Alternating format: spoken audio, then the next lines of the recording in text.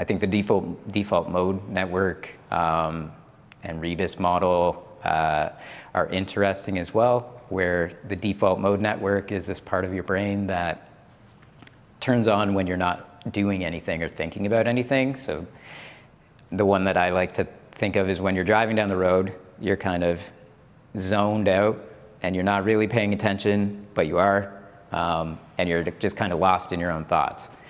And that's your default mode network clicking on.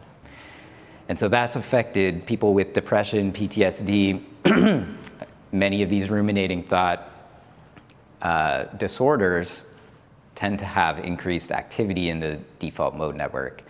And when you go and when you take a psychedelic, your brain in general, so the normal patterns of signaling that your brain does start to disintegrate, and you start to have more random signaling or signaling in different pathways. And in that way, the default mode network gets shut off for a little bit.